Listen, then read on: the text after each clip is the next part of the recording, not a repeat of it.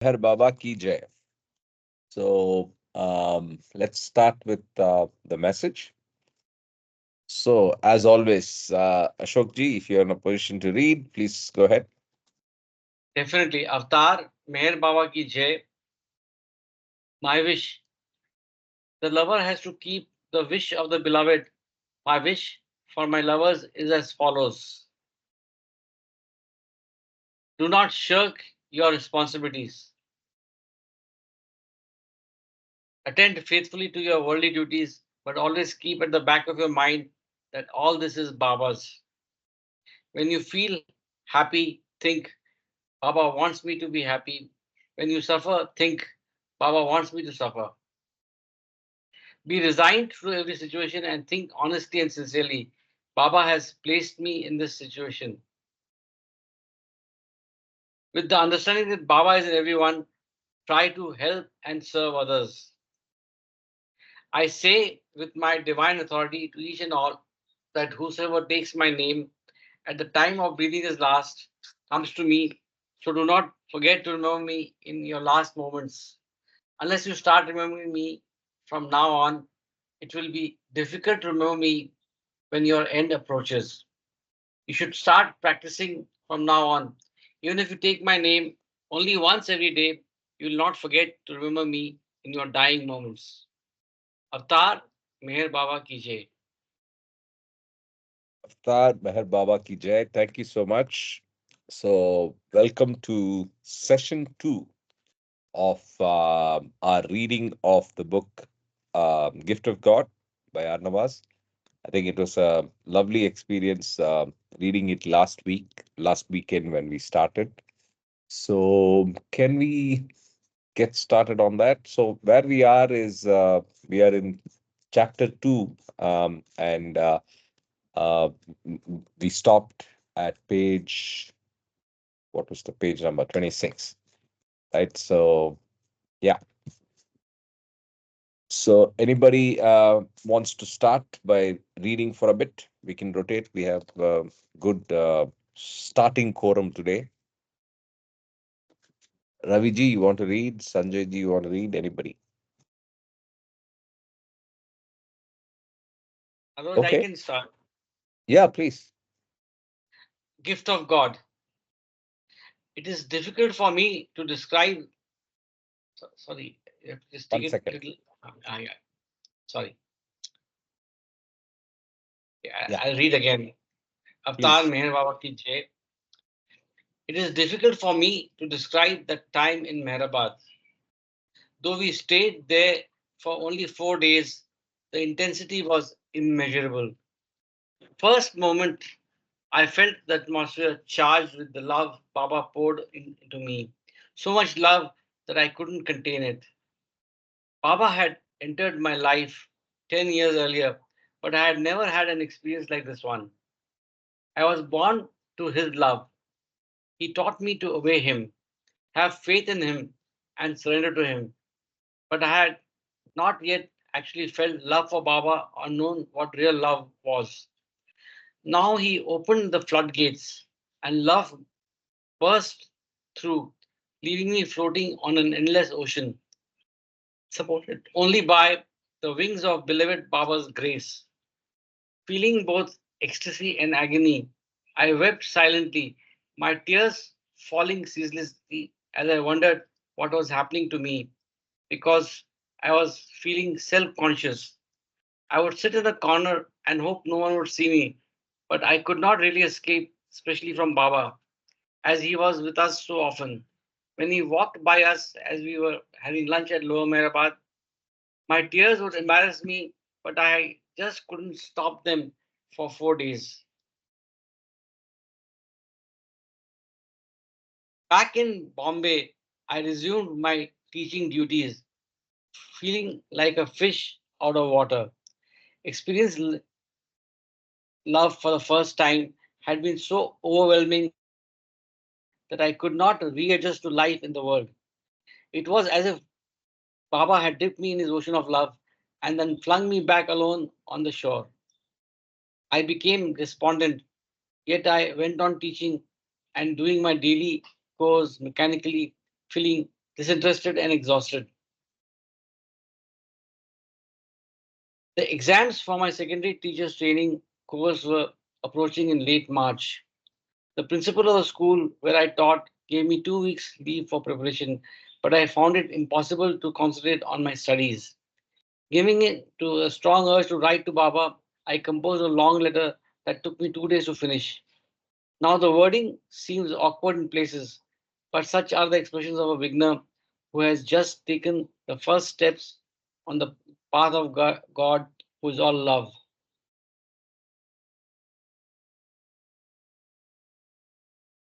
My sweet, beloved, darling Baba, it is a pleasure and joy to pen a few words to my sweet dear Baba. Can I ever thank thee for all that you have already done for me, my family, and all in the world? I find no words to express my feelings and thoughts about you, the King Emperor of the whole universe, nay, only of the human beings, but of heaven and earth and all creations. It is a great thrill to sit on the brims of your fountain of love and to watch the glittering waters dancing and playing about in mirth. Thou art an ocean of love which can never be evaporated, however strong the heat may be. Thousands may drink to quench their thirst, but it can never exhaust. Thou hast entangled all in the web of thy divine love. We have all plunged in, and now we have become helpless to escape from this spiritual web. Dear Baba, when shall I equal the dust of thy feet? I am not even worth of that, and I feel myself ashamed even to say that I'll equal the dust under thy feet. I am starving with hunger for the dry crumbs of your love. I am dying of thirst to get one sip or a drop from your ocean. I like to sit day and night, every hour, every moment of to roll tears on my cheek in thought of thee. I, weak as human beings are, as yet do not understand thee in thy full form, but only that Baba is love. What I bathe in thy love, never to come out of it, always wet and never become dry. The sparkling, twinkling eyes penetrate into my heart like the rays of the sun, making its way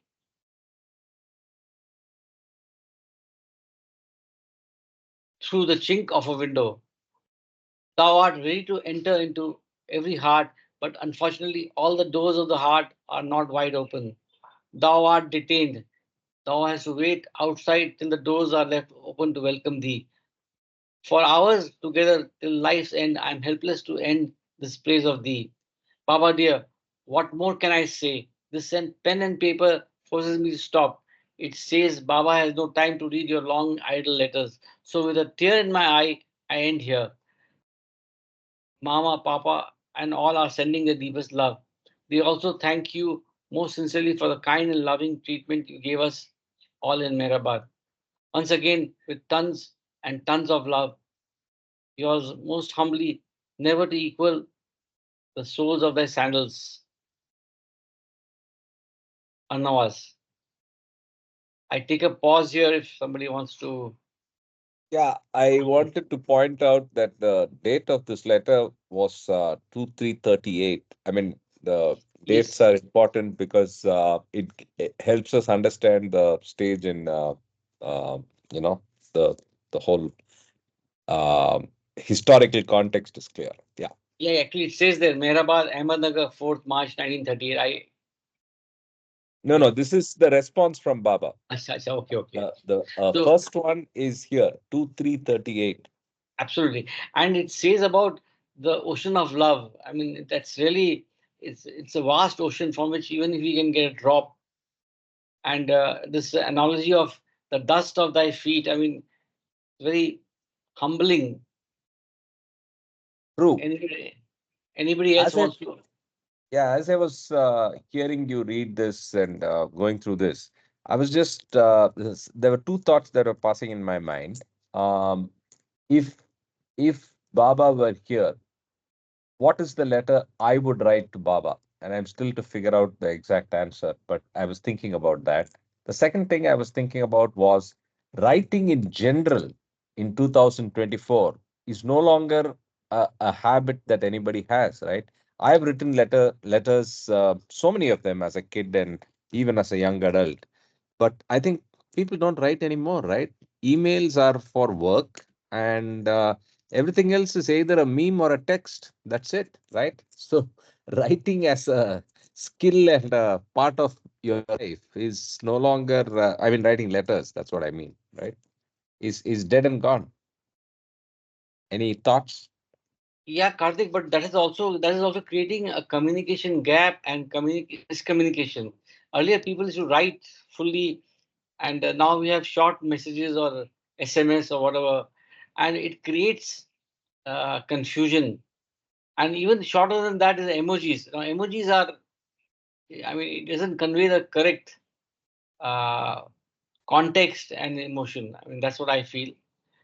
Uh, so I think there is a merit in writing.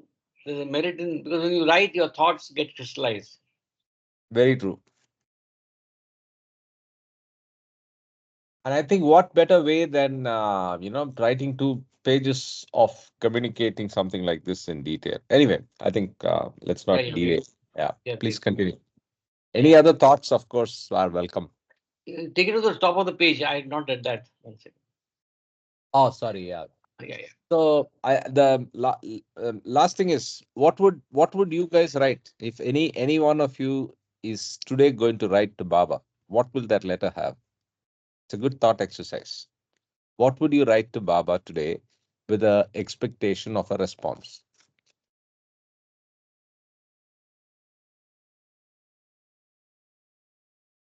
Nobody wants to write to Baba, huh? Everybody's doing heart Secret. communication now.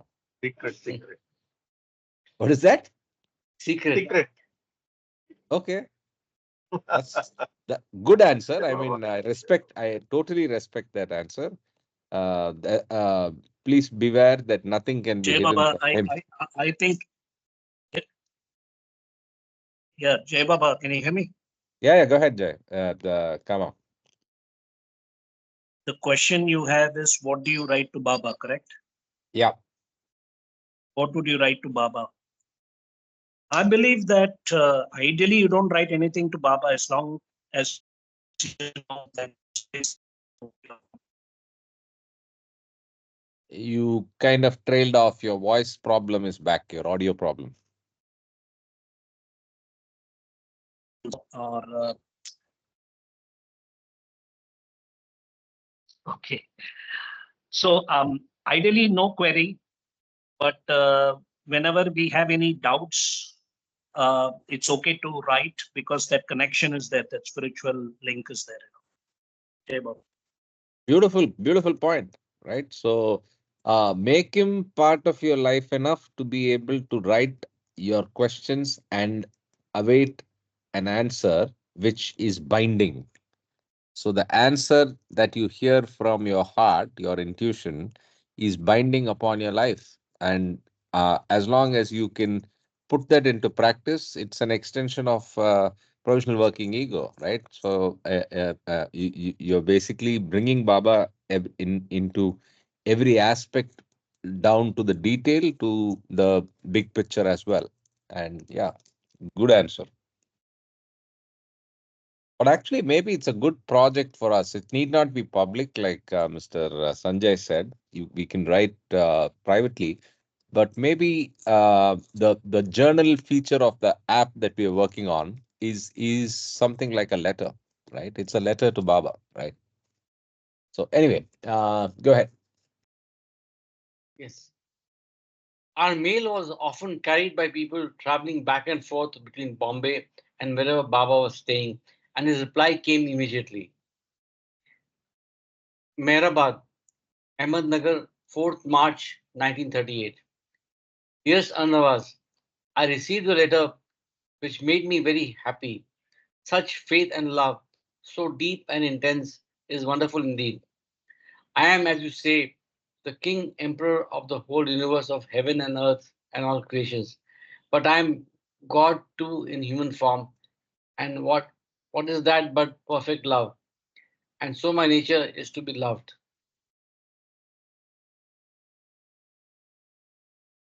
I am the source of this pure fountain of love from which those must drink whose thirst is to be quenched. It is limitless as the sky and the ocean, and pure as God Himself. I am the web or the net, and the worthy will be caught into that net by my love. Christ said, I, if I be lifted up, will draw all unto me. What gives you this thirst and hunger for love? It is your beloved Baba. It is your beloved Baba who also loves you so dearly. You have no idea what it means, but your love and deep feelings are the outcome of the same. You will know it all one day. I do not know how you feel. I I am do know. eternal. I do know how. I do know. I'm sorry. I'll read again. You will know it all one day. I do know how you feel. I am eternal love. Who can understand my God's state who is not yet God realized? But do not worry, dearest Arnawaz. Love me in my human form. This is what I found. This is what I want. Sorry. You say Baba is love. Your faith is great, and so to your love. Nothing can separate you from your beloved.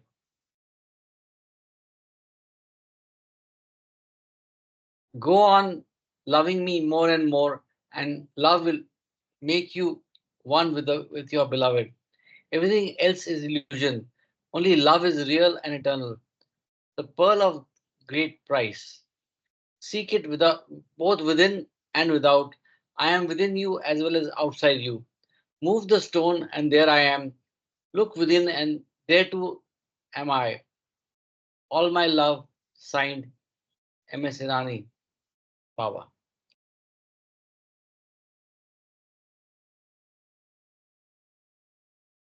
Although there would be many times when his letters would direct me to my responsibilities in the world, in his first letter, knowing the tenderness of the new love awakened within me, beloved Baba comforted, assured, and encouraged me to love him more and more. So this reminds me of the beloved Baba prayer.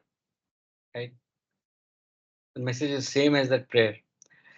Uh, Yeah. I continued to find it impossible to concentrate on my upcoming exams, and soon only 4 days were left.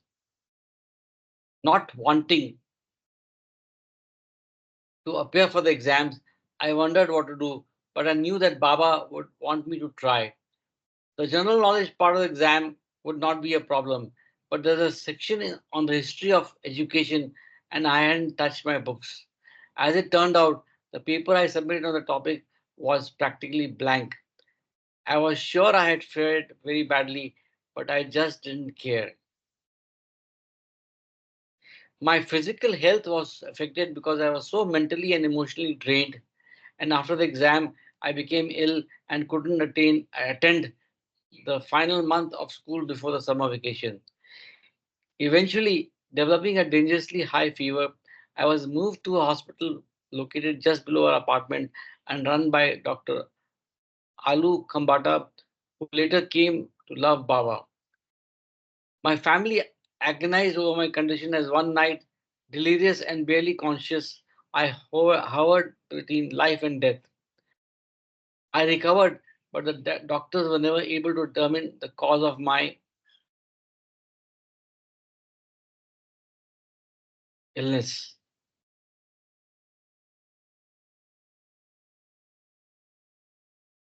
Chapter 4. The best approach for the understanding of spirit is through the heart and not through the mind. Meher Baba. Because my illness left me in a very weak condition, the doctors ordered that I leave the city for a rest.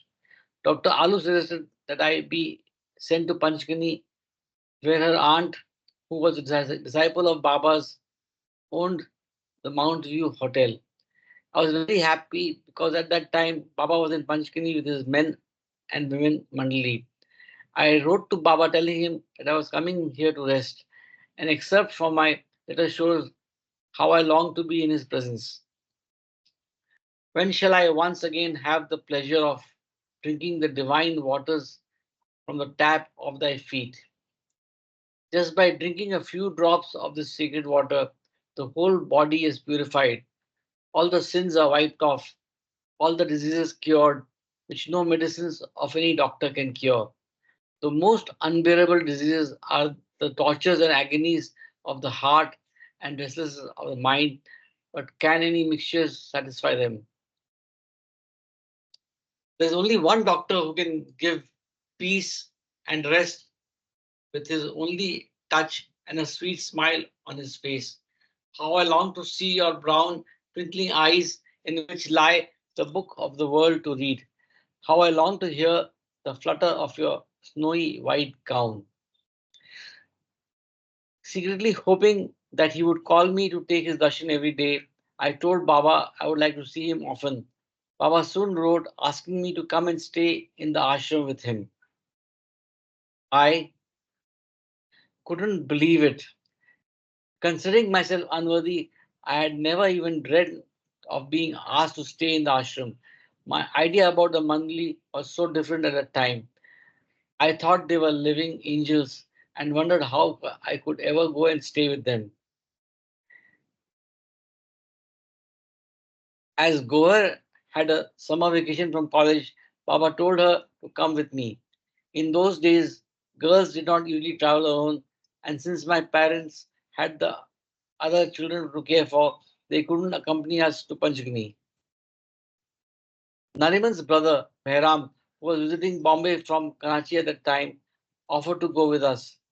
We were able to take Baba's darshan as soon as we arrived, and our hearts were filled by his embrace. But that was to be the extent of poor Goa's visit.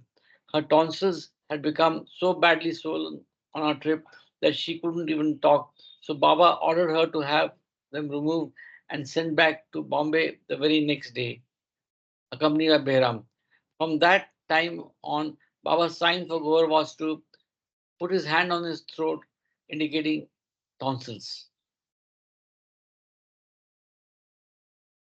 Very few women were in the ashram at Panchgani.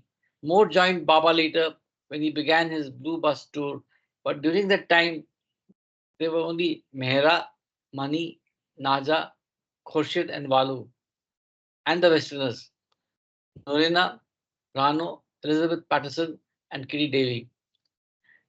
Because of my weakened condition, Baba assigned Norina to attend to my needs, although at times he personally saw to me, giving me my medicine and making sure I was comfortable. On my second day there, I felt stronger, and Baba asked me to join the others that evening in the compound and to wear a coat because we would be out in the open and I was still weak. April in Panchki isn't cold, so I thought, and that evening I decided it was all right to wear a long sleeved, high necked silk blouse. A big mat was spread around the lawn where everyone gathered to sit around Baba. After a few minutes, Baba turned to me and said, I told you to put on a coat. It hadn't struck me that blouse wouldn't fulfill Baba's order, and I answered Baba, I'm wearing a long sleeve silk blouse. Baba firmly said, but I told you to put on a coat. Why didn't you listen to me? He repeated this 4 times. I realized what I had done, but I remained silent. After a very long few minutes, he again asked, why didn't you obey me? Why didn't you put on a coat? I couldn't bear his displeasure and started weeping silently. Baba asked, why are you crying? I said, oh, Baba, because I didn't obey you, I displeased you. Baba didn't treat this incident lightly. He said, remember, to obey me implicitly, to obey me literally. I replied, yes, Baba, but I continued crying, and Baba did not tell me to stop. He was loving, but at the same time very firm. In the end, Baba embraced me, and he was very sweet with me the next day, so I was happy again. In the years that followed, however, I realized that had this incident not taken place, I might not have developed the strong understanding of literal obedience that I have. Sometimes Baba makes us commit every minor mistakes so that we learn not to make bigger mistakes in the future. When I wore the silk blouse, it did not occur to me that I was not obeying Baba. So he deliberately made me go through that experience to awaken me to the real meaning of obedience. Throughout my life, I have tried my best to obey Baba, even though I have failed many times, consciously and unconsciously. Once we understand the meaning of obedience, it's easy to obey a simple order like wearing a coat. It's much more difficult to obey Baba when he wants us to do something that is emotionally or mentally not yet in our control. After the lesson in Panchkini, I began to obey little ways wherever I could. I take a pause here, Karthik, if anybody has any comments or would you like to say something? Anybody? Okay. So this is like Continue. real obedience from the Yeah, seven realities. yeah. It's From amazing then, in all the experiences and stories that we hear. The literal obedience was very, very high up in the expectations from Baba. And I think even in his messages and in the experiences, we hear that over and over again. For us, the obedience starts and finishes with what he has told in his messages, and in that again, it is the we are called upon to be 100% compliant. So we'll have to keep that in mind.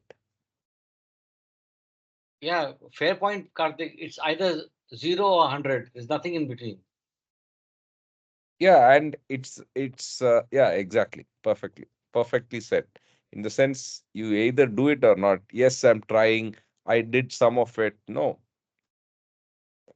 I want the coat on, and she didn't. She wore a blouse for whatever reason, right? And it's such a silly, if you look at it in the context of our normal lives.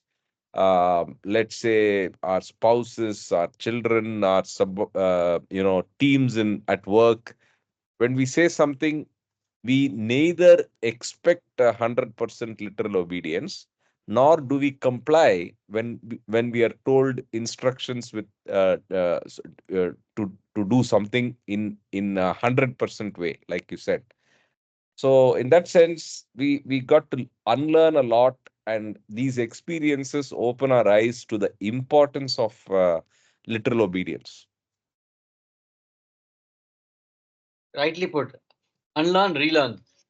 Yeah. I mean, we always use Viveka and Vairagya Viveka, our discretion, in determining what's good for us. And it's because of the play of ego. So if we are told to read a book, we may read it, we may not read it. I'm not even saying Baba, I'm just saying general life, right? So when your spouse tells you to do something, uh, you'll do something else, or you may not do it. Well, I'm speaking for myself, okay? But in the same way, you tell something to your kid, he may not do it. Why? Because he's applying his mind, and he's going to do what he thinks is right, right? So on and so forth. Jai Baba, can you hear me? Yeah, please. This is better now. Okay. So the question to the forum is like this. We hear about this love, obedience, surrender, sacrifice in all of Baba's, the mandali, when the mandali is with Baba, and then the disciples and the devotees of Baba who are spread all around the world, and Baba was alive and they used to correspond and write to him. So when you write to Baba and have a query, he replies to you and you obey that. Or even when Baba sends some circulars during when he would request his devotees, disciples Your to audio is follow gone. certain things like fasting or chanting his name during certain periods. So that was when Baba was in human form. Oops. Yeah, Uh, go ahead. Hello, It can you hear came me? back. Yeah, it came back. Yeah. Go ahead. So yeah, so this is when Baba was in human form. You had this direct link through letters and correspondence and communication both ways. The question here now is, now Baba is in the Nirguna Nirakar form, so we can write letters to him. So as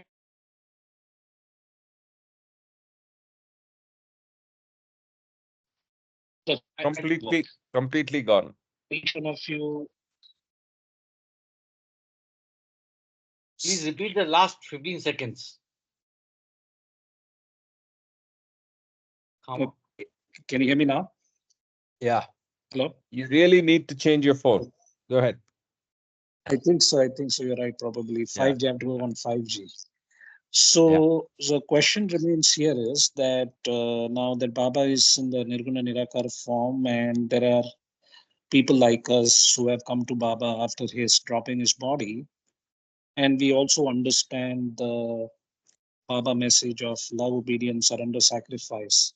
So the question here, I would like to ask each one of you, how do you look at this aspect of obedience? What is your take on it? That would be interesting. So, can you paraphrase that question? What is your idea of obedience in the context of Baba? Is that what you're saying? Correct, exactly. So now we all talk about that. Yes, we have seen, as you mentioned earlier, that in all the readings that we have done, close devotees and Mandali and so on, the one underlying theme we have seen is the obedience part.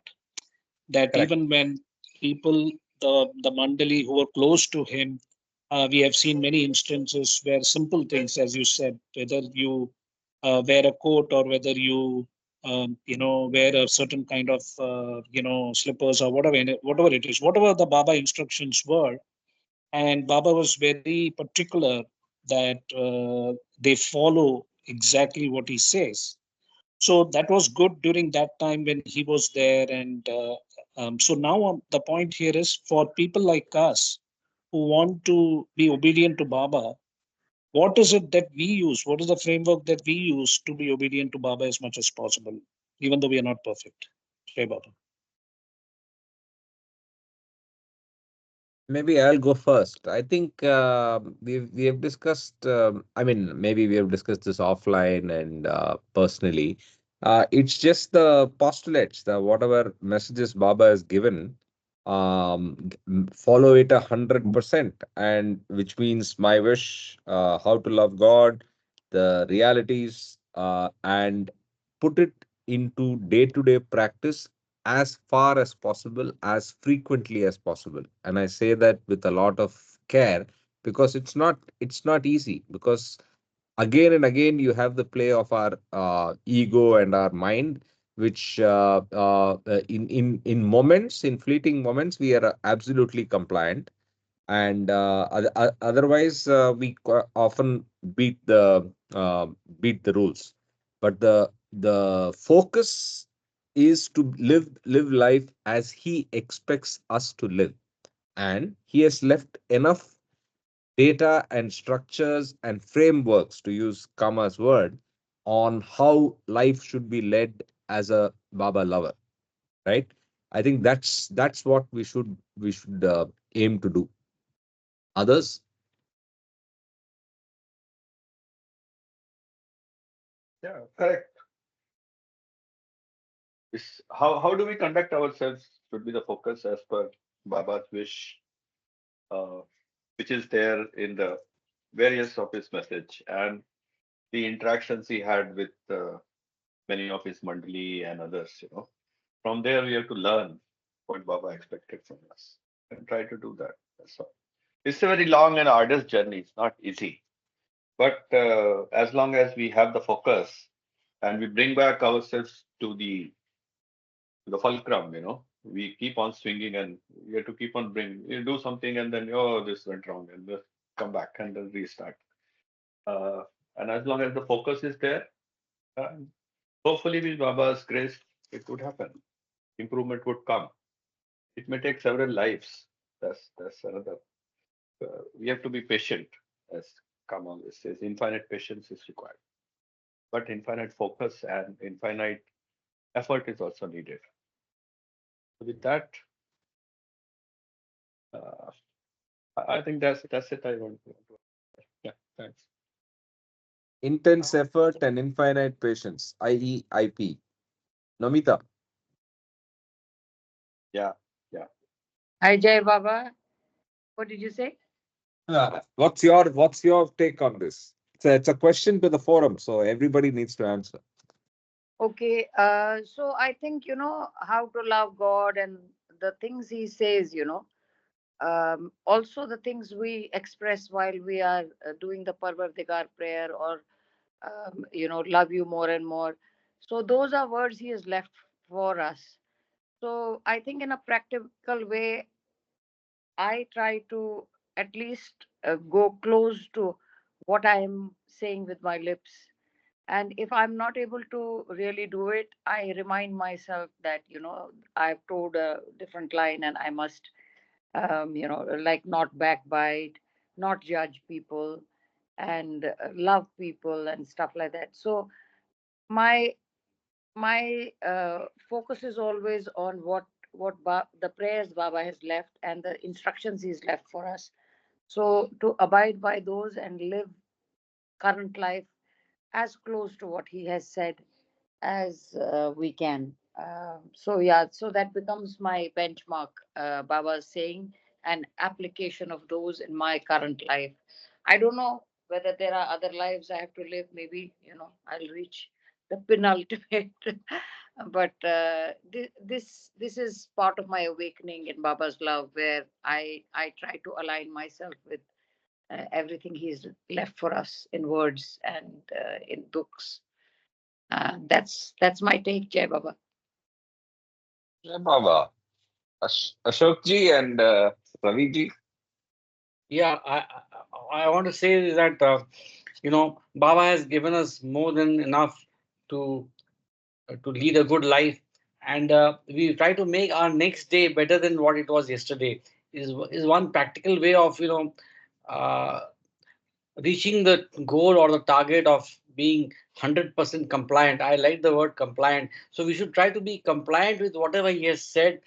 And if we deviate, we should again try to come back, because there are pulls and pressures, and there are, the mind is always driven by the the ego. So how to make our next day better than the before is one practical way of improving and moving towards the target of 100%.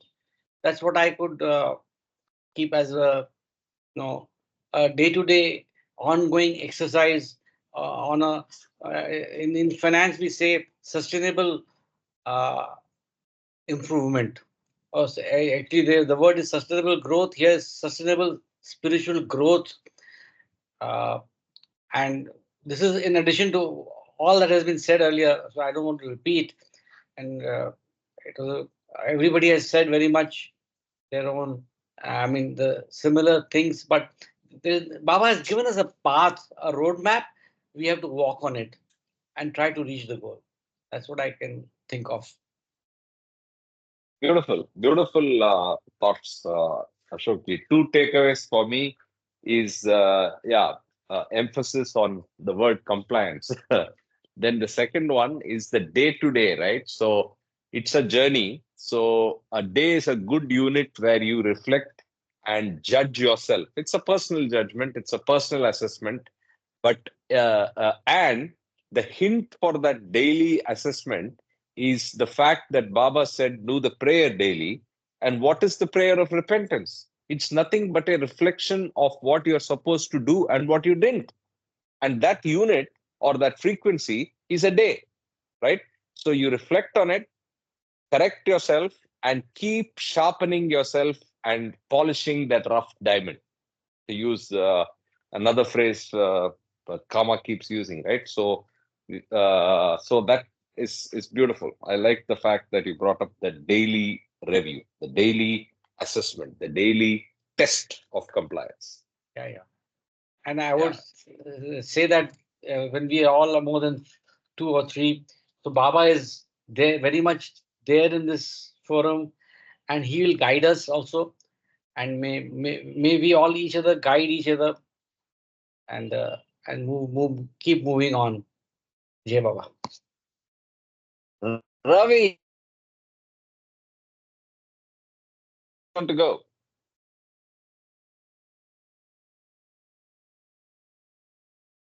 Ravi, you're on mute if you're talking.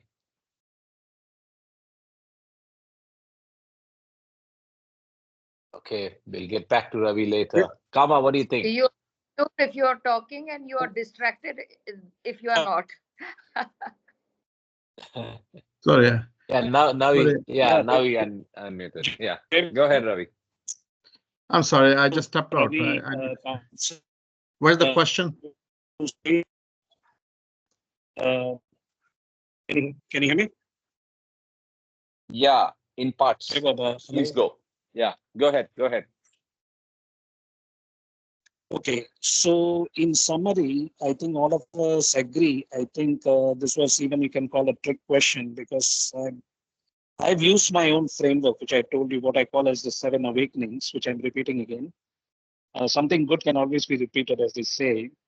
So I use, when I do my meditation or whatever, I have, I do Kriya Yoga someday, I do Vipassana someday, I do Hatha Yoga someday, but I try to read the 7 awakenings. That my wish, how to love God, the postulates, and then the 3 prayers, Parvatiga, repentance, and the devotion prayer. And then you have the 3 Hafiz sayings. And then you have the 7 Sahwa sayings, the 7 realities, and 12 days of realizing me. So these 7, actually, you can read it in 10 to 15 minutes. It's like a checklist. And I like the word that Ashok used, compliance. I think when Baba becomes a audit public and figure, compliance. auditing and compliance. So what we are doing is basically on a daily basis, if you are able to look at those postulates. The reason I read it every day is because, first of all, it helps me to understand what did I did yesterday and what I should be doing today to be able to follow those things. See, because this aspect of saying, "Oh, I love Baba, that is why I came up with that show, the 80-20 rule, the RBC, the Real Baba Club, and the BBC, the blah blah club, because everybody keeps talking, love Baba, but what does it mean? You have to those postulates really help. In fact, I always had this issue with the 7 a.m., 7 p.m., prayer, that they are not really focusing on these other prayers. They are singing all these Western songs, and some guy has done some poetry. I don't, of course, it's my personal opinion. I'm not trying to downgrade that. But when you have these messages, which are very important, the whole 7 a.m., 7 p.m. Aarti, this thing becomes a mechanical exercise. Okay, the first 3 prayers are, of course, Baba has said, whenever you say it, I'll be there around you, which is correct. So that is one part. And the second part is Baba has also emphasized, please read God Speaks and Discourses.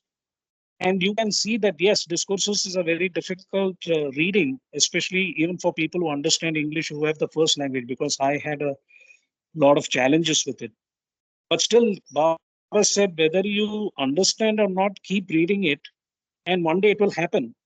So I think even within the Baba community, not many people try to make that effort of reading Discourses and God Speaks. Because I think, today we are in a very interesting time, the digital economy, and we are living in a global village. And Baba has given all the instructions, unlike, Ramana Maharishi, who said, who am I? And he said, go figure it out. And Baba said in God Speaks, who am I? From the home point. And he has given this whole divine theme.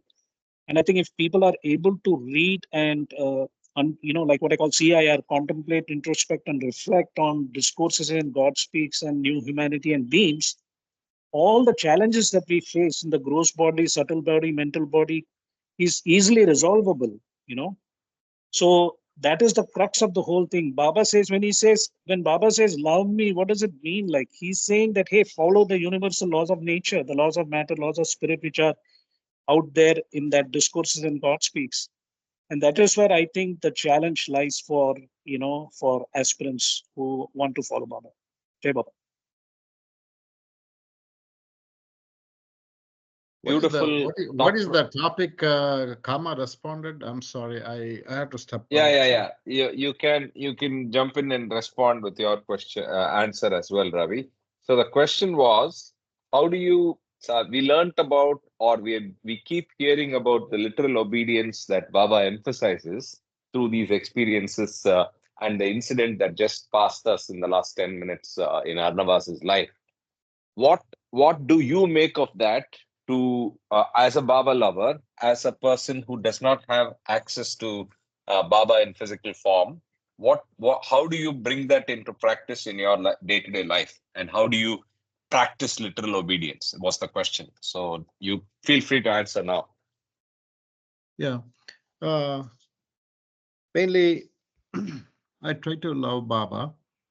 How I love Baba is there are a number of ways you can love Baba. Each individual have their own perspective of how to love Baba. And Baba never said, this is how only way to love Baba. He never said that. Love me. And we all have different perspectives. How do we love anybody? For me, I love at one time before I married, I knew I was going to marry this person, and I used to think of her all the time. When I was young, before going to school, I love my mother. I want her protection. I would be close to her. I will be near her. If I'm away from her, I would be insecure. So that's how I was loving my mother. So for me, to be near Baba, that means not physical form. Baba said, this is just a coat I'm wearing. I'm everywhere, especially I'm in your heart. So I think of him. I read discourses. I read God Speaks. I try to give some presentations. I try to participate in different Zoom calls, talk about Baba, think about Baba, talk to friends who also love Baba. Not only that, whoever I meet, I try to see Baba in them, and I give less importance for myself. Instead of saying, I want, listen to me, what I say, instead of that, if they're trying to say something, I try to listen to them. Even though I want to say something, but that's me. And being honest, being truthful, not to lie, not to show any weaknesses. These are all the things I try. I'm not perfect, but I try. How to be obedient? These are the ways I think to be obedient. Yeah, that's all I can say. Jai Baba. Great. I think that was also like many of us, same journey, same status. Interesting conversation. I hope everybody took away something from that, and it was really useful. Yeah. Thanks for that question, Kama. Let's continue. Do we want to rotate the reading? Yeah. I just want to notice what Kama said. Going to Samadhi at 7 o'clock. They have been doing this for past how many years? 54 years they've been doing this, 53 plus years. Since our Baba passed away, people are going. Yes, there are prayers. Yes, there are songs. But everybody have their own personal moments being close with Baba. That is the place where in this grass plane, his body is there. That is the feeling they have. And that's the most powerful place in this whole universe. That is the center of the whole universe. How each individual feels is very, very personal. But they have set up some sort of a ritual, morning 7 o'clock and the evening 7 o'clock. And when I go to Mehrabad, I for sure attend. I'm sure all of you attend to Aarti, and it's a lot of power in there, a lot of spiritual power in that time. At that time, I go to other times also, but just being there, being present, participating in the prayers, listening to the songs, how other people love Baba, just looking at the samadhi, looking at the Baba picture there, just be in that environment where Baba walked, that itself gives me a lot of feeling of love. I mean, reading discourses and God speaks, that you can do anytime, at home or anywhere. But I try to use less intellect there, more I use love there. That's what I want to say, Kama. These are the ideas I got when you were saying about the being samadhi at 7 o'clock. Jai Baba. Yeah. So good point. I think, like Kama already said, and Kama is an extreme case, right? He's on the logical side. I mean, I'm like that too, but I'm a little more. I'm away from him, but he's on the deep end of the uh, dispassionate, pure logical the guy, right? Having Everybody, said that, everybody got their own logic, right, Karthik? We like, all have yeah, our yeah, own, yeah, yeah, yeah. So nothing if you exception. notice what he said, if you notice what he said, yeah, that's totally personal as to what everybody wants to do and what they take away. But thanks for sharing what your personal take on the prayers are. Yeah, the daily prayers, especially at the samadhi and at that fixed time. I mean, doing it as a Baba lover, I think personally, that's your moment with Baba. And like Kamak, he said he's doing it as well. He called it meditation, daily practice, whatever, right? So that's your moment, your private time, your uh, moment of reflection and pure communication with Baba, right? So that can happen in the privacy of your home, in when you're on the move, wherever. But all it needs is your mental focus on Baba at that time. Obviously, people can have different opinions on what how they feel about what happens when you do it in Mehrabad, right? Hmm. Yeah. Yes. So we can also rotate the reading. Anybody wants to read now? I just want to add Ravi? that there is a spiritual significance of the number seven. So 7 a.m. or 7 p.m. Okay, you can even keep it 9 a.m. or 9 p.m. But there is some Hmm. significance of the number seven, which is there in the Vedic text, or it's Yeah. in. So there is some definite significance of seven. But anyway, they have been maintaining that routine, and they are very clock perfect. They always do it on time. And because Baba also insisted that we should maintain punctuality. That's a good point, Ashok. That's a great point. 7 o'clock. Baba also always loved seven. He always grouped everything into seven. So there's a lot of importance in Baba's sayings about seven. Absolutely. The seven realities is one Yeah. hint. I mean, there's a definite spiritual hint in that. Why would you make it seven realities and not any other number? Yeah. Yeah. One Jeva. time, I'll tell you a personal experience. I happened to be there in Mehrabad. I had to go to a wedding in Pune. So from there, I went there. And then at that time, they used to allow us to sit inside. I sat inside, and there was a unexpected big thunderstorm. The thunderstorm was so big, it made such a huge noise there. I got scared. The tomb is going to collapse. That big of a sound, and the storm came in. And then I thought, if at all I die, what what else is the best place to die rather than there? Those are the thoughts that came to me. And then I was thinking, why would I come here and pray? Well, Baba is everywhere. Why can't I pray at home with a Baba picture and all? The intuitively I got an answer, and it's like a voice telling me, Baba has all these bags of gifts for his lovers. And this is telling in my own words compared to what I had. I don't exactly remember what the words came into me.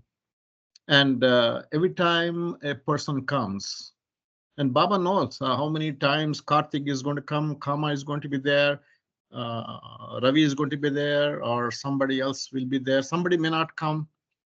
But for all these people who come there, Baba had these gifts. And every time he gives this gift, when they bow down with pure love.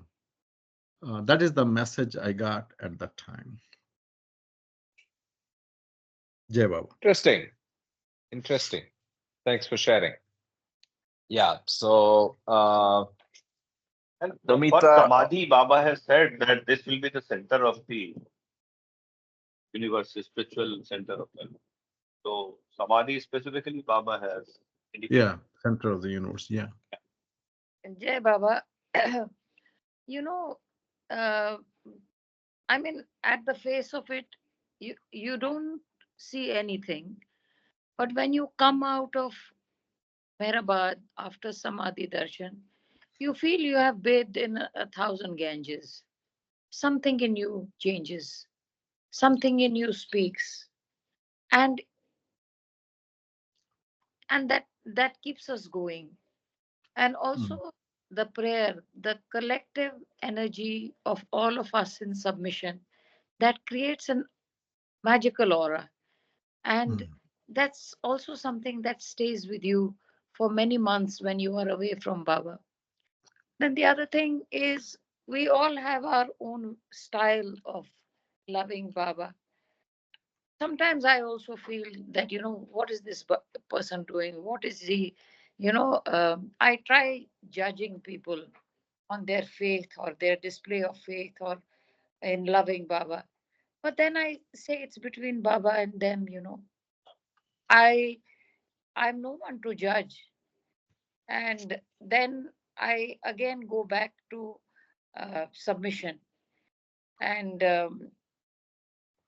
I think correction is done by Baba's presence within our soul, our intuition, which keeps on talking to us, and then we auto correct ourselves. That is the a journey of growth with Baba, at least for me, because I feel the oddities in my behavior when I judge people on color, the way they behave, the way they are singing, or whatever they are doing. And then I tell myself, no, Baba resides in them also. I am no one to judge. So the cleanup happens at Baba's dictate. And I find myself correcting my own mistakes and just focusing on the love and blessings I get from Baba.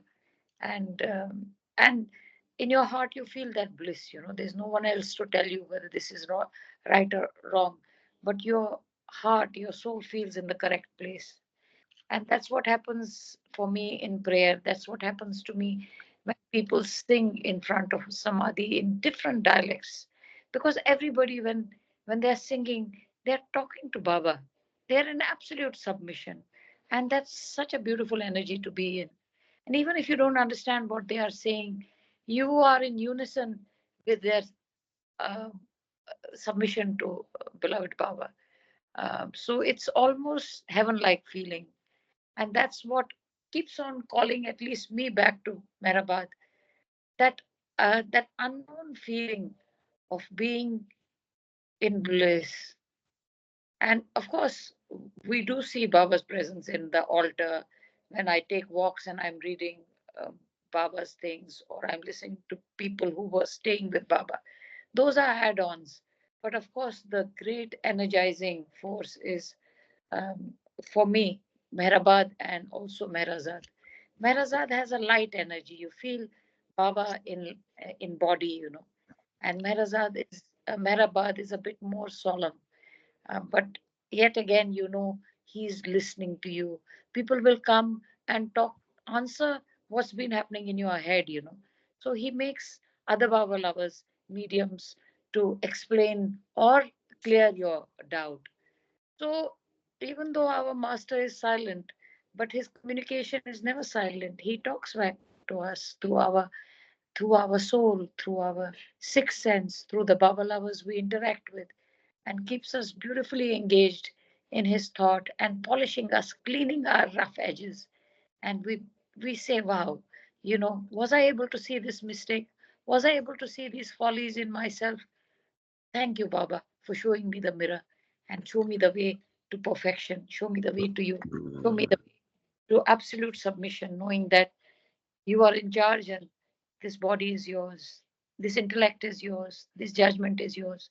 Show me the best way, Baba, and show me the way to you. Thank you very much. That's my sharing. Jai Baba. Yeah, Baba. So, is there anybody who wants to read now, or can I continue?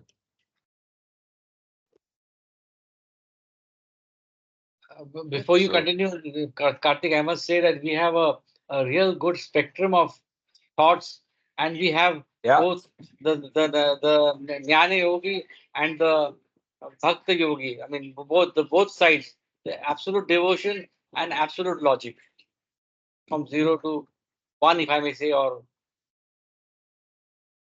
Today, yeah, I yeah, must yeah. Ashokji is on a roll, He is using his accountancy practice and giving us a very nice and balanced perspective. Thank you very much, Ashokji.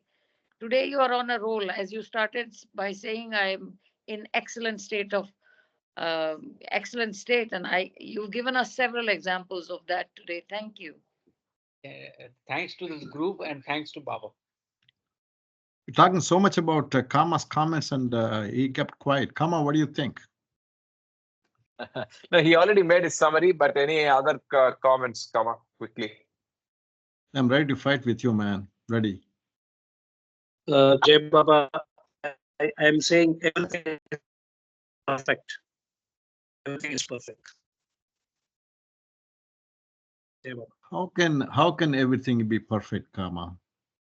What are you saying? Now this is calling for a fair fight. Yeah, that's it. That's it. Yeah, he's stepping on his feet. Yeah. Okay, I so just want. let's continue. Yeah. Let's continue. Let me read for a bit. Uh, so I'm starting from the para where Ashok left off. From then on, the time I spent in Panchagani was very peaceful and heartening. Baba's mood was wonderful, and he embraced each of us every day. Sometimes I received an unexpected embrace as he passed me while going from one room to another. Baba was lovingly intimate with us, joining us in charades, and it was a joy to see him acting out different characters himself. Every evening, we would sit with Baba in the garden, sometimes playing cards, and we all felt his gentle, loving closeness. Our bungalow in Panchgani was spacious and lovely, overlooking a valley. One day, I was standing at the window admiring the picturesque scenery when Baba came from behind me and put his hands over my eyes. I touched his hands and said, Baba. He removed them. I turned and he embraced me with great love. It was just like the game of Guess Who we would play as children, only now it sent me into ecstasy. Before Panchgani, my idea of life in the women's ashram was vague. When Baba had visited our home in Bombay, my experience of him was limited to taking his darshan, helping my mother serve him food, and spending a few precious moments with him in the company of my family. In Panchgani, Baba took me out of the family household and allowed me to see more aspects of his nature, both human and divine, for the first time. Being so much closer to him during that visit changed my thinking and my life forever. My first exposure to Baba's way of combining the serious with the humorous came when Naja was so ill that she couldn't leave her bed. After contracting a nearly fatal case of hepatitis when they were in Mehrabad, she had recovered but was ill again in Panchgani. When Baba went to see her in her room, he would lovingly joke with her and make her laugh. One day he said, "If you die, I will tie you with a rope, lower you into the valley, and a tiger will come and eat you up." I got such a shock when I heard Baba treating death so lightly. I had been taught not even to talk of death with people who were very ill. And here was Baba joking about the subject with Naja. Both of them were smiling, but all I could do was stare. Later, Baba said, "What's death? It's like changing a coat." But to me at that time, it was a very big and serious event. Another incident that impressed me deeply was Baba's keeping Elizabeth in a cave the whole night. Elizabeth was safe because the cave had an iron gate at the opening, but it was situated in absolute wilderness, and tigers' paw prints had been found there. It was so filled with my love for Baba, and my yearning for renunciation was so great that I wished he would keep me in that cave. But of course, I was not prepared for an experience like that, and Baba gives only what one is prepared for. My urge was premature, but it didn't feel that way to me. I wanted to climb to the heights for Baba, not understanding that I was still on the first rung of the ladder. Another photograph, Baba and Elizabeth in front of the cave at Panchgani, and there you can see the iron gate or railing or whatever, where probably it was put up for safety. Okay, it was in Panchgani that I first heard a discourse from Baba. One morning, he was sitting on a sofa with his beloved Mehra by his side and the rest of us around him in a semicircle. Baba made a sweeping gesture that included all and then pointed his finger to his forehead and said, "Have you any idea how fortunate you are?" Baba's finger on his forehead meant fortunate. Then, pointing to each of us, Baba repeated, "Have you any idea how fortunate you are? I am sitting with you, eating with you, playing with you. You're all near me. You have to go through lives and lives of jap and tap in order to sit in front of me." Jap means the repetition of the names of God, and tap means meditation. There are so many who are in the mountains who want to see me. They live ascetic lives of meditation, and some of them don't drop their bodies because they want to see me. To think that I, just an ordinary person, had gone through lifetimes of jap and tap in order to sit at beloved Baba's feet was beyond my comprehension. Baba gave us this discourse to make us realize that to be in his presence is no small matter. Even though he spent so much time with us, Baba never wanted us to take him for granted. He wanted us to realize how very fortunate we were that we had been given this precious opportunity. Baba went on to say that renouncing the world and leading an ascetic life was easy, but to be with him, the God man, was difficult. Only when one lives a normal life does one have the chance to obey him, surrender to his wish and will, and be resigned to him with rock like faith. Living in this manner develops internal detachment and frees us to serve him according to his plan. Developing the capacity to do what the God man wants is the most important goal and the highest achievement that a human being should aspire to. Although I tried to understand everything, it was beyond my ability to grasp all that happened in Panchagani. All I knew was that I loved Baba more and more. As years passed, however, and Baba led me through many experiences of suffering and joy, he awakened me further to the realization that his ways and words are always beyond the mind. Understanding cannot come intellectually, but only as a result of love. If instead of constantly questioning what is happening in our lives, we try to think of him, obey him, and resign ourselves to whatever he gives us, real love for Baba will grow in our hearts. This understanding, born of love, deepens our faith, and strengthens our capacity for surrender, leading us further along our walk with Him. Baba referred to understanding as the most precious attribute of love, the divine fruit of pure love, the rare flower of the universe. He bestows this flower in response to our wholehearted efforts to please Him, accepting all that He gives us and always seeking His wish and will. The understanding that Baba gives comes from the heart and illuminates the mind. The mind having no capacity to gain this kind of understanding on its own. Too much reasoning complicates and confuses us, as one question leads to another endlessly without the clarity which the heart brings. As Baba told us, the mind has its place, but not until the heart has had its say. Baba has given us the mind to use for our everyday lives, but in the game between the lover and the beloved, it is the heart, not the mind, that prompts the lover to please the beloved. If we use our minds to rationalize and justify our desires and actions, we miss the opportunity to understand from the heart. But if we acknowledge our weaknesses and ask beloved Baba to awaken us to his ways, we learn from our mistakes. As Baba reminded us, only when the mind accepts its ends and values from the deepest promptings of the heart does it contribute to the life of the spirit. I repeat that line. Only when the mind accepts its ends and values from the deepest promptings of the heart does it contribute to the life of the spirit. Okay, chapter 5. So that was the end of chapter 4, and we go to chapter 5. Gift of God, chapter 5. The only real surrender is that in which the poise is undisturbed by any adverse circumstance, and the individual, amidst every kind of hardship, is resigned with perfect calm to the will of God. Meher Baba.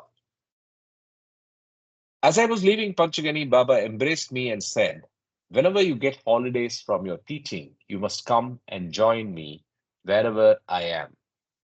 I could hardly believe my good fortune. From then on, I began staying in the ashram whenever Baba called me. Imagine my joy at the opportunity to spend all my vacations with him.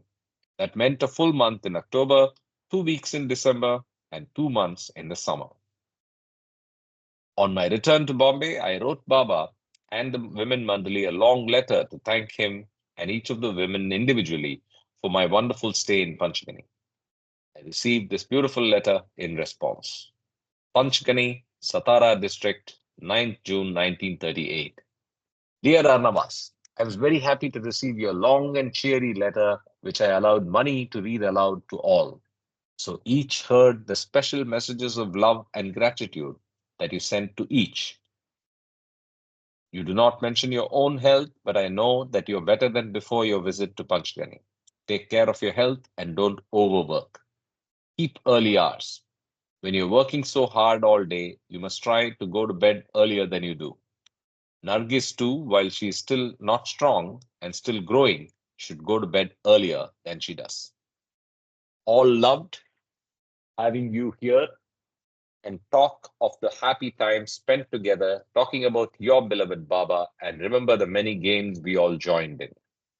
We have not played charades since you left, but were they not happy moments? And perhaps your Baba loved and enjoyed them most of all.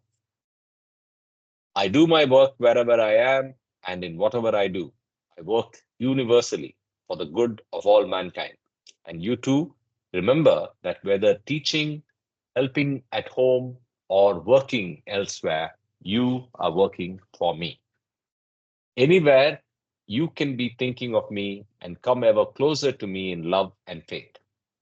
You will find me more and more within yourself, within others, and in every work you unselfishly do for others. As you say, the journey towards perfection, that is God realization, can be compared to the climb up to the mountaintop, difficulties all along the way, but the goal ever in sight to spur the climber on. And where would be the joy of victory without the pains of the struggle in the effort to achieve? Unseen but ever present is your beloved Baba to catch you when you stumble, to show you the right path when you might otherwise lose your way, and holding out the ever open helping hand to lighten the journey beset with so many difficulties, as you say. But is it not all worthwhile? Divine love and divine happiness await the one who is victorious and holds out to the bitter end. Give my love to all at home, especially Nergis and your father and your mother. I read your postscript about Tempton and humor.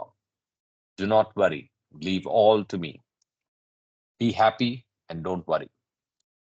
Baba says, I read your postscript. Right? I did it wrongly. And then he signs off, all send love, all my love. Signed, M.S. Irani. Beloved Baba's loving words were to be the only stronghold I would have as the transition back into my worldly duties became increasingly difficult.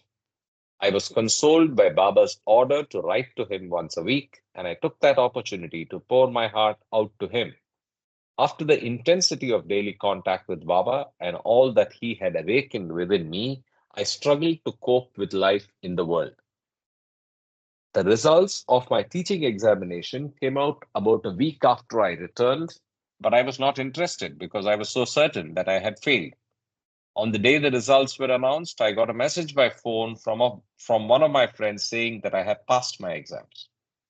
I told him that was impossible, that there must be some mistake. Later, after thinking about it, I called my friend back and asked if he were sure. Although he said he was, I still had doubts, so I sent someone to the university to verify that name was on the list. It was there. When I thought I had done well in my metric examinations, I had failed. And now, certain I had done badly, I had passed. I knew then to trust what Baba always said. Try your best, do what you have to do, and leave the results to me. Everything happens because of his wish and will. This experience also showed me the importance of total surrender to Baba. No matter what we do, the result always is in his hands. Now that I was qualified to teach, the principal of the school where I had been studying offered me a job. She thought I'd be good at Montessori teaching, but I had no experience in that method as I had been trained to teach at the secondary level. Although the children were 4 and 5 years old, I accepted the job, which was to provide one of the few joys in my life at that time. The innocence of the children, their questions and behavior were a delight to me. The dreariness of the rest of my worldly life is obvious in one of my weekly letters to Baba. This is in June 1938. Baba dear, I don't like to bother you by my trifling letters, but since you have ordered me to write often, I shall most willingly go on doing so. When I sit to write, I feel I have nothing to write about. You know everything. You are everywhere. All my thoughts and actions do not escape you. When I do a wrong thing, I know that if not anyone else, you are aware of it. Repentance immediately follows bitterly.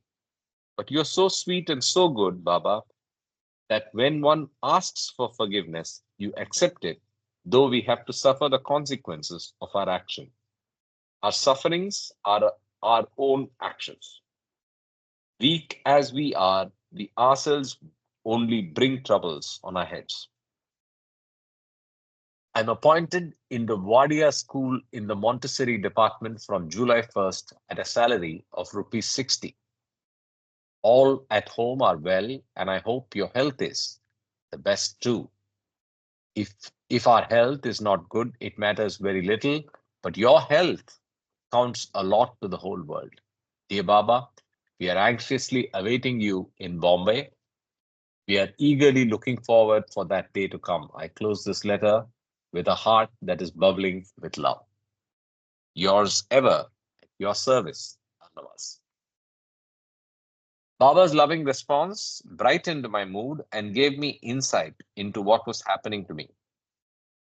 So the letter follows. By the way, I was just reminded what I was thinking when I first read this book. As I said, this was in the first or second, no, not the first one. I think in the second or third trip to Mehrabad is where I read this book. And during one trip, I just finished the book. It's a small booklet.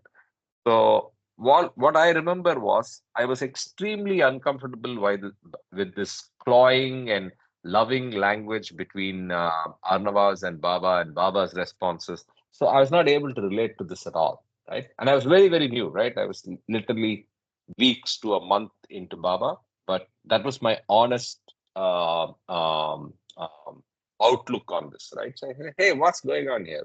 What is this? Is this a spiritual group or what? Right? I'm just being honest here, and I thought I should share openly rather than not. Yeah. So what do you Ahmed think Daga. now? What do you think now? Uh, how has it changed now? What's your thought now? Same question. Yeah, perfect. I should answer that. So obviously, the whole idea of what love is in my head has gone through a lot of churn. One, two. My recognition of Baba's ways, which are unusual to say the least, is now very, very firm. I'm very sure that what Baba does is very, very different from anybody that you can think of. He's unique, right? And he is the perfect one. You can't question what he does. And so that with the idea of what love was in my head before I came to Baba and what love is, and especially the idea of love as defined by in discourses, the idea of selflessness and divine love, for firstly human love, then finally divine love. Those have helped me understand this better, and I now know for a fact that Baba was the true representation of love. And he lived that life and actually gave that experience to so many firsthand. And they were blessed to receive it firsthand. We are also blessed to even receive it without his physical presence. But what happened was super, super special. What is happening to all of us is again super, super special. Let's not kid ourselves to think it's imaginary or not real. It's Baba is special. Baba is love. Baba has given love to all of us. Right? That's the way I would react. What was your idea of love at that time? Um, Love, according to me, at that time was a lower emotion, a sign of weakness for a man, and closer to. I mean, I would say that I didn't even classify things like a mother's love to the child, parental love towards children, and I mean children's love to father. I didn't even see those all those things together as part of love. To me, love was I think that's where it started. In my head, it was always a sign of weakness, and that's how I had led my life till then. Right till then, it was very clearly all about doing something with confidence, using your knowledge and logic to make decisions. And love never had a big place in my life, very, very honestly. And it took me quite some time to realize that.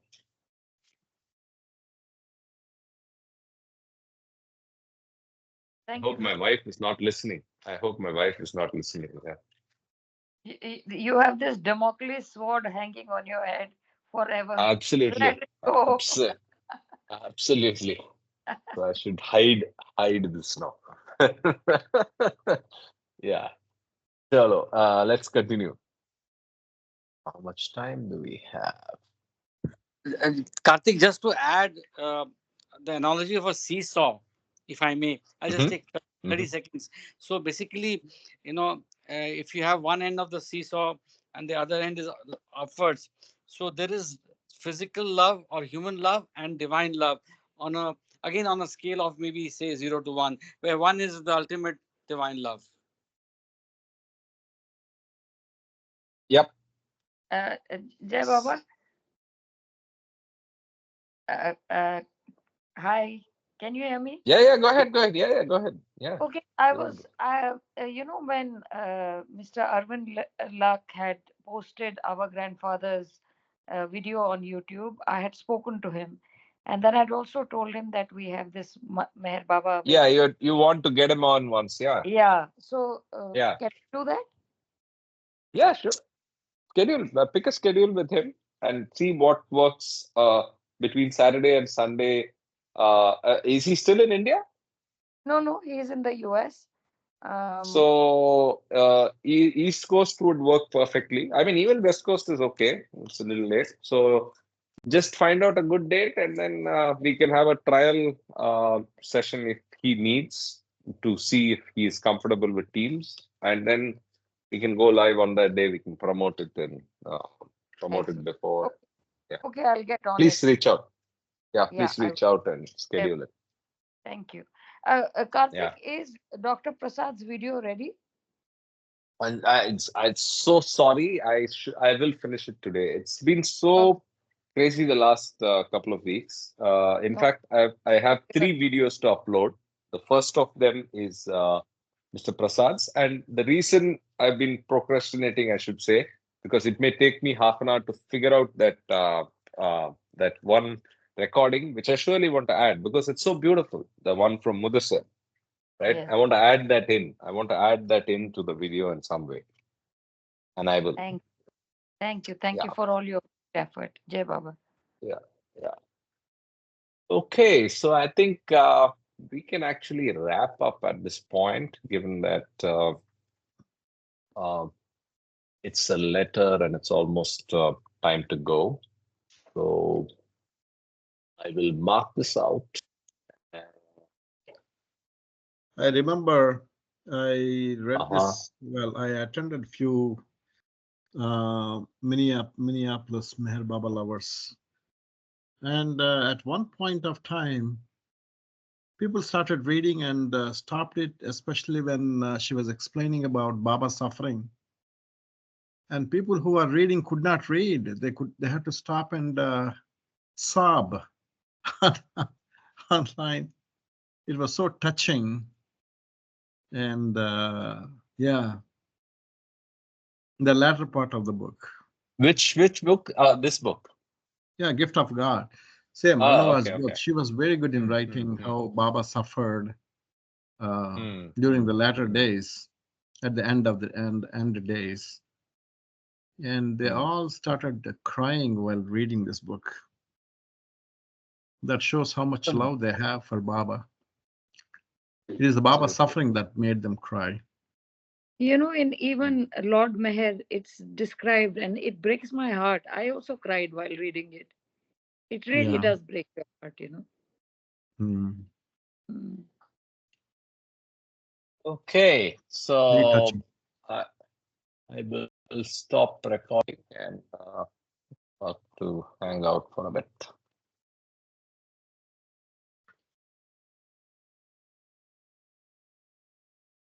Jai Baba.